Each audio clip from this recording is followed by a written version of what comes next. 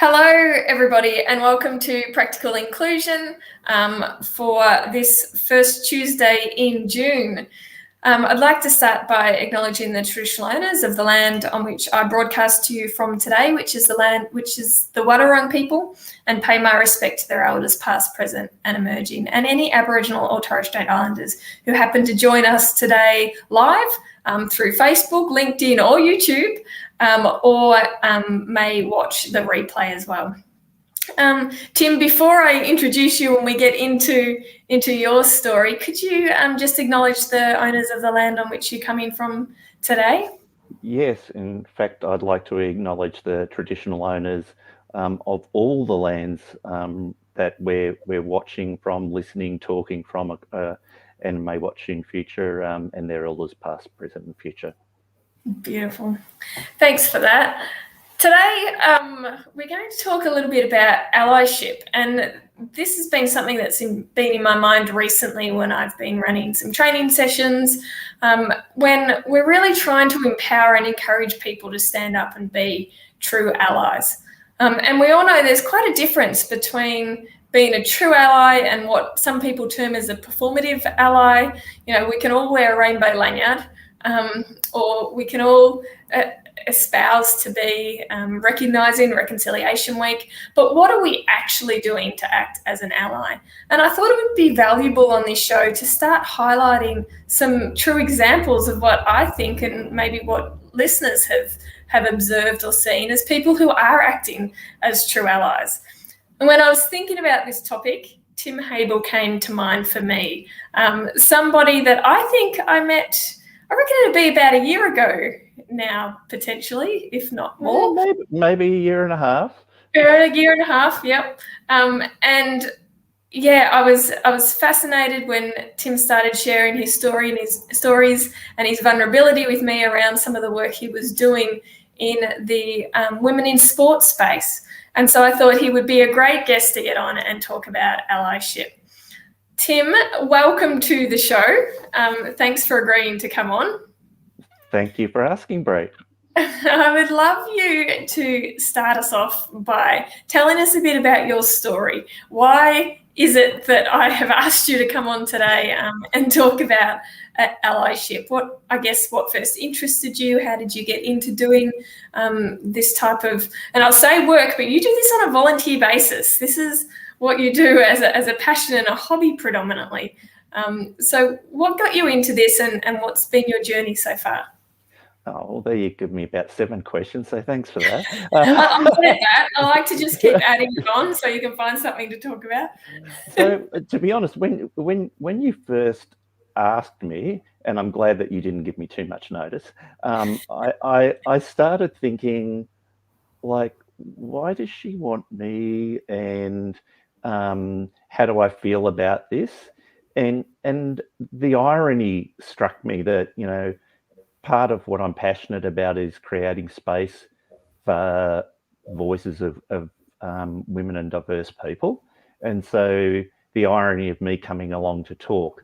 But in the end, I fundamentally thought, no, it's not for me to decide whether I come on or not. You asked me. You don't need to explain to yourself why you wanted me to come along. I trust you. And if it goes to shit, it's your fault. No, not really. Yeah, I'm happy to wear that. Well, as you said before, you can delete it straight afterwards. So I only answered half of one of your questions. So where did my story begin? Well, actually very recently. So it's only a bit over 2 years ago that my local footy team was looking to start a second female team, and women's team, sorry. And I thought, oh, this would be great. And so I applied for the reserves coach job and beat a massive panel of contenders of nobody else. And getting involved in that, I'd love footy, but I just found women's footy so fresh and so different. And I realized that's one experience in my club. And just met all these wonderful people who accepted me, challenged me, and I just found it so refreshing and so interesting to have this different perspective on a world, a lot of which I had no perception of at all before that. Nice. And so then you were coaching the women's. Then what kind of made you take that step from coaching a women's side to actually becoming a bit more proactive in creating opportunities for women across a variety of codes? Well, I think it was the variety of codes was just a natural progression of. I was more interested in listening and hearing the voices of women in sport, and I happened to be involved in footy. But then I found I was running into people who worked across other codes, and so that was just a natural progression. I think the thing that sort of, to be honest, my motivations were the being astounded by the acceptance of people to accept me and involve me. I remember early on, I think before we might have even played our first match, and I was assistant coach, and I knew next to nothing about AFLW, and I saw there was a practice match on in Ballarat, and I said to the team, hey, I'm going to the practice match in Ballarat on Sunday. Does anyone want to come to Ballarat with me? And somebody actually said yes.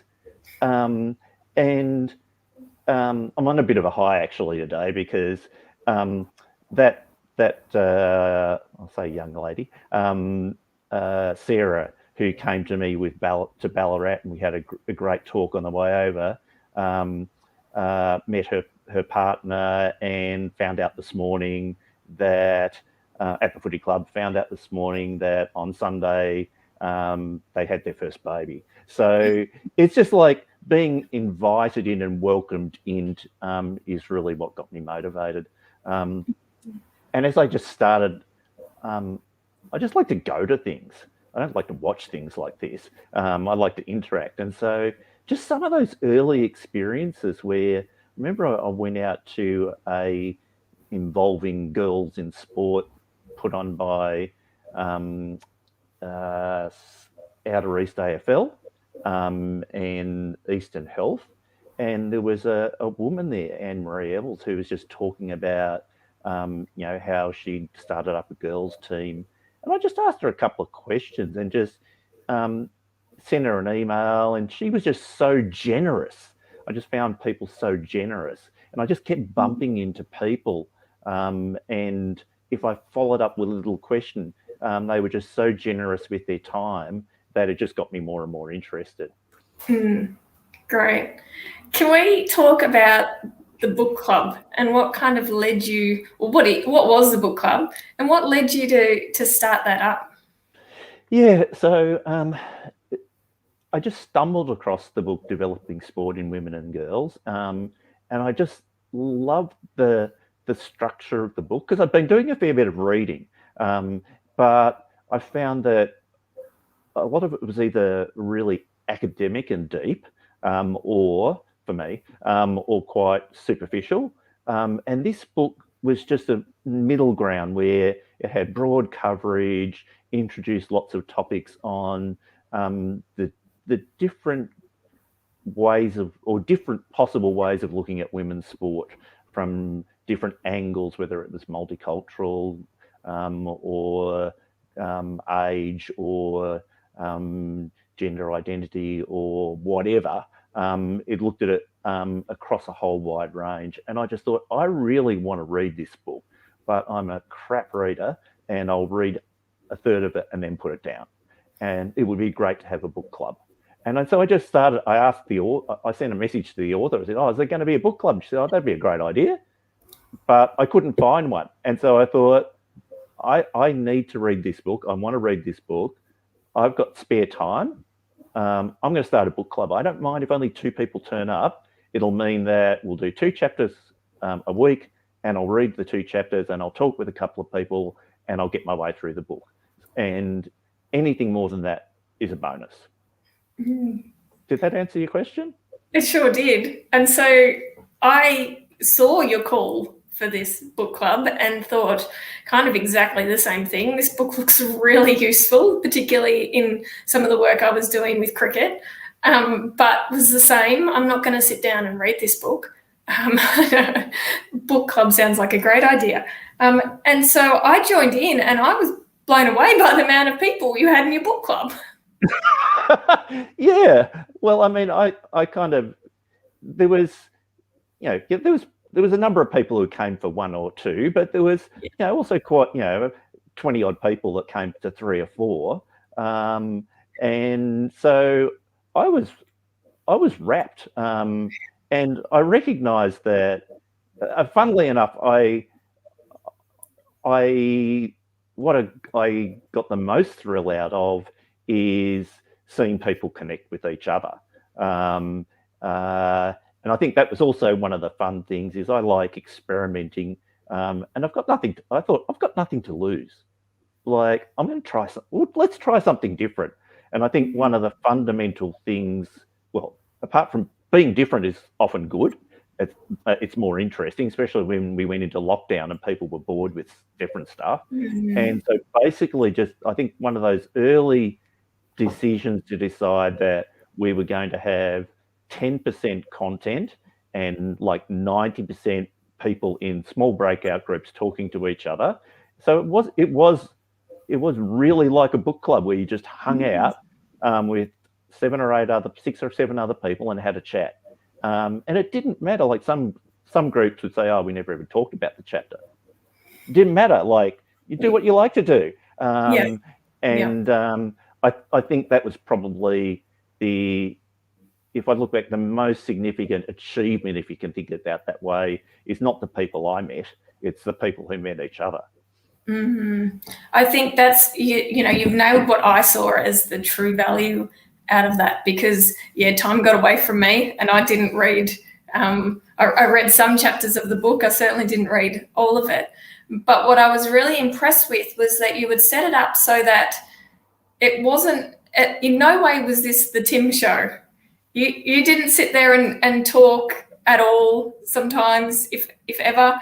It was, you created a space for people to come together and discuss these issues. And in those groups where we were talking about the chapters, the information sharing there I thought was invaluable, because somebody would say, "Oh, this is how we might have been talking about how you attract different people to come and play the sport." Someone would say, "Oh, actually, I tried this and it didn't work," and somebody else will go, "Well, actually, I tried that and it did work, but this is what I did differently." And just that information sharing that I think we don't see in grassroots sport. As you say, there's a lot of focus on elite women's sport, but we're not seeing a lot of discussions around what is the nitty gritty. What happens when I run a come and try day? What if I do want to attract people of a range of different ethnic backgrounds to come and play cricket? How do I do that? What's going to make them show up? What have people tried and haven't tried? And we know that most of these clubs are run by volunteers, so we can't afford to do things that don't work. Because if we do things that don't work, then we don't have the energy nor the capacity or the resource to try again.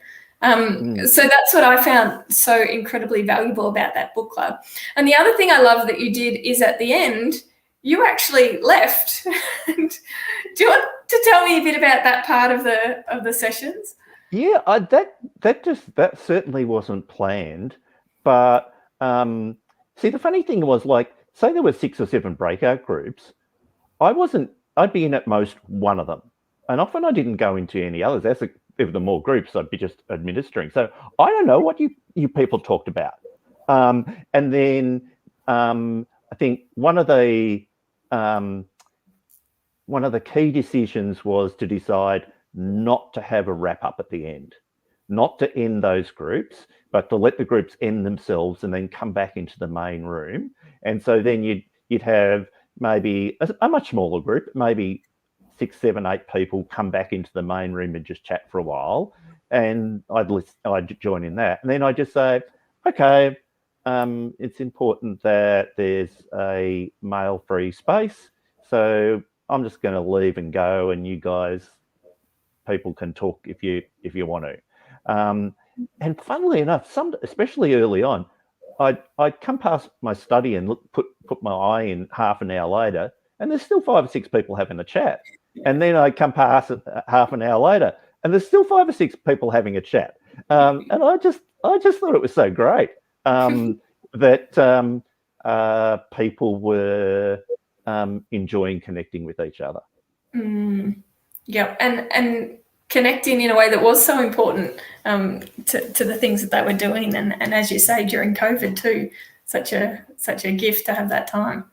Yeah, actually, it was sort of interesting when you were saying about the type of people, and I didn't know what, using the word type broadly, but there was a lot of people who were working in participation, diversity, and inclusion. So, I remember, Aish Ravi, who was into women's coaching, and yourself and Heather McGiddy and Camilla Briggs and Melissa Rowland, all of these people who are working in trying to, various areas of participation and diversity, and they were wanting to connect to each other and share ideas and resources.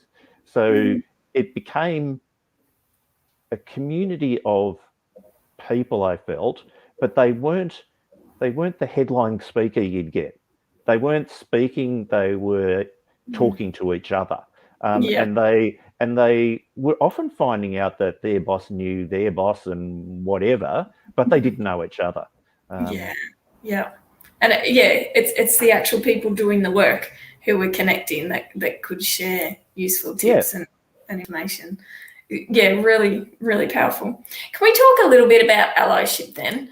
Because as you said, you were a bit reluctant to come on because you're a true ally and you understand the value of amplifying voices of people who may be marginalised or underrepresented, which I think is why I asked you in the first place. Do you find that is a challenge as an ally to, I guess, try to understand whether you are stepping in spaces perhaps you shouldn't be, or provide if you're the space provider, or if you have something to contribute? That's a bit of a weird question, but I hope you know what I mean. I guess I'm trying to ask, what do you see as the biggest challenges remaining as an ally and not stepping in and kind of owning the space?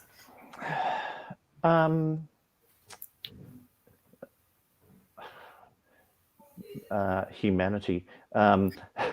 So the biggest challenge is myself. And you can, I try hard to question myself. Am I doing this to push my agenda? And in fact, probably one of the hardest things is that you listen to people and you read stuff and you adopt an agenda or a set of agendas, and then you begin to take personal ownership of it, and then you want to push it. And I become impatient for change. And so, and at that point, going too hard, or the danger of stopping listening, or somebody giving a different view, and you not listening to it properly. So I guess I've always been really, really annoyed at people who promote listening and then don't listen. And so I recognize, I know I do that myself at times, and it's trying to catch yourself out. And there have been times when I've said to people, look, I'm thinking of pushing a certain post out. What do you think? And people like you have come back and said, well, you actually wouldn't give me a straight answer. You'd say, well, ask yourself these questions, Tim. ... Maybe this, maybe that. And there's been times where I've thought, well, okay, this particular sub-agenda is more my agenda. It's not black and white, but so that's the hard thing, is facing into your own personal bias, to be honest. Yeah, I can see that. I think you've described that well. That's lucky, because I'm not sure I understood it.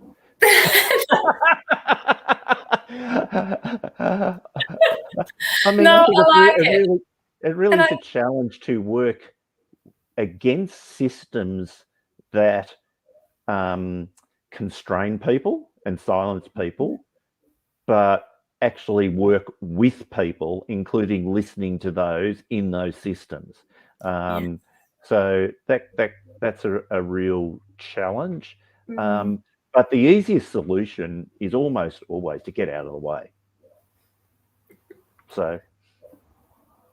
Yeah, okay, nice. So get out of the way and kind of maybe still create that space, but then step back and let things happen. Yeah.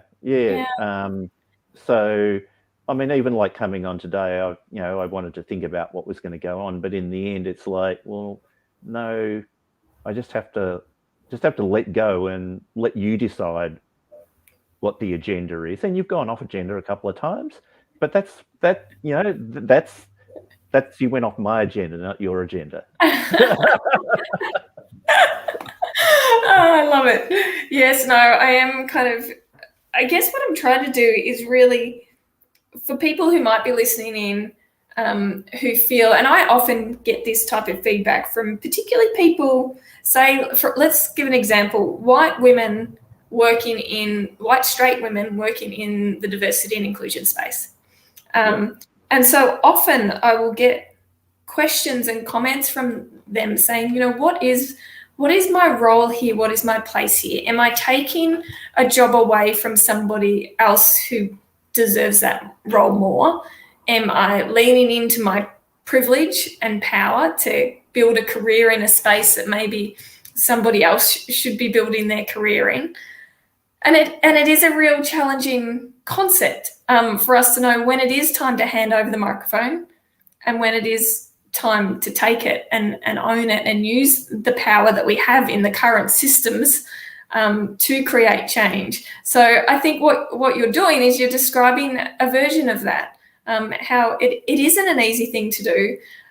But maybe what we can do now is talk about what are the rewards for you, because, occasionally we hear too much about, I'm not the kind of person who's going to put an ally in a pedestal and give you a medal and say, well, this is amazing, you're doing amazing work. But we know that we only do things when we do get a reward out of it. And we want to create change, and we want more people doing the types of things you're doing. So I am interested in what you see are the rewards for you. What have you gotten out of this? Yeah. So, like, meeting amazing people who I wouldn't have met before, who are generous and accepting and fun, them slowly trusting me, feeling safe, that, I've probably said a couple of things today already that have been less than ideal, but I know that there's a base level of trust that we have, and I forgot that everybody else is watching. And like, people, you do so little, and they generally, I find that people think you're doing a great favor, when actually you're not necessarily doing that much. I've made some good friends. And I feel like in some small way, I'm doing something worthwhile. And I think it's part of, I guess, my stage of life journey too, that particularly as I was looking towards retirement, I was thinking about, retirement, great, go for holidays, spend time relaxing, playing golf or whatever. But I found that I want to do something that's I'm interested in, that I feel has some sort of purpose, and something that brings me, it's good for my mental health. It actually involves me in interacting with other people. So, and I actually would, so in fact, my advice when I advise particularly men my age, when it is like, find something that interests you, that gets you out of your house and has some sort of a purpose. If you do that, it doesn't have to be the most important thing in the world, but it has some purpose, then that will give you a lot of energy and that's life. That's actually a really cool idea to think about all the, with the aging population, all the white men who are retiring or have retired, and how we might be able to engage them in a lot of these inclusion initiatives and work. I like that as a new target group for diversity champions, perhaps. Well, I fundamentally believe there's more volunteers out there than there are volunteer jobs. It's just a matter of connecting them. Yeah. But yeah, you also got to be selective, I understand. No, I like it. Thank you so much for coming on today, Tim, even though I know you were slightly reluctant to do so. I think it really, that's what I've seen over the last year and a bit of meeting you, that, there are some really positive things that you're doing, and you are connecting people and creating spaces for conversations that weren't happening before. And I think that's always incredibly valuable. And so I certainly respect what you're doing and look forward to seeing more. For those who haven't caught up with the stuff that you're doing, Grassroots, what's the name of the group on LinkedIn that they can find you at? It's called Grassroots Women's Sport. It has various names. Sometimes it has positive participation and collaboration stuck on the end, but basically Grassroots Women's Sport on Facebook or LinkedIn. Fantastic. And just before we go, I will plug something that I am launching this week that actually is a bit similar to what Tim's been talking about, although I didn't realise that before I got you on. So this sounds like I've done a little bit of a car sales person type job, but I haven't. It's called unconscious bias. Maybe I was leaning into that. But certainly, Tim, you have played a role in this, and I've created a diversity and inclusion network that comes off the back of the inclusive leadership course that I was running. We're going to meet every month, and in a kind of similar fashion. The way these sessions run is that there's a group of people passionate and involved in inclusion somewhere, whether it be with sport or organisations. And we're going to get together, we're going to talk about topics that are relevant at that particular point in time, talk about challenges that people may be having across their inclusion work, and at the end provide a really clear networking space to build context in the diversity and inclusion space. So if this is something that interests you, I will put the link in the comments that you can sign up to a year's worth of sessions and join in anytime. As I said, they'll be held once a month. So I'm really looking forward to it because it's actually a hell of a lot of fun for me as well as everyone involved, I think. Thanks again, Tim. And I look forward to it, and I've already registered. Oh, fantastic. I'll have to look at it. That's so cool. Looking forward to it. All right, we better go. Thanks for listening in. We will have another episode next week. The guest is already booked in, and it's totally slipped my mind who that might be. But you'll see the posts coming up at the end of the week. For those who aren't aware, I've recently got a casual employee, Tanya Roy. She's doing an amazing job behind the scenes to make these happen so that I don't get where I was, where I kept having to ring the morning of the day and find somebody to jump on live with me. So if you've got suggestions of guests or topics, please feel free to send them through to Tanya or me, and we'll keep these going on a weekly basis. Thanks again, everyone, for tuning in, and we'll see you next week. Thanks, Bree. Thanks, Tim.